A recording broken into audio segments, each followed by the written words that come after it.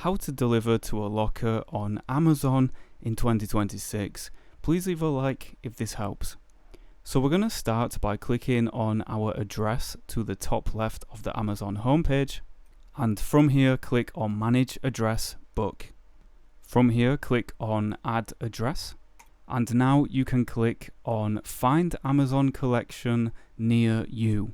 Judging by what your postcode is, Amazon is going to display all of the nearby lockers to you. So find the one that you want to pick up from. I'm going to choose this one that's in Asda, Tottenham, and I'm going to click on Add to Address Book. So now that we've added the locker to our address book, we can simply change the delivery address to the locker. So we can see that my delivery addresses are here, but underneath you will see a new prompt that says pickup locations. So we're going to choose the one that we just added to our address book. That's why it's showing here. And we're going to click on deliver to this address. You now enter your name and then simply click on buy now. Once it's been delivered, you will then get a code.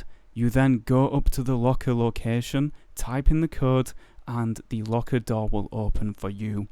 You can then take the item out, close the locker door, and it's as simple as that. You will see the code in your email inbox as well as in your orders on Amazon. It's quite intuitive.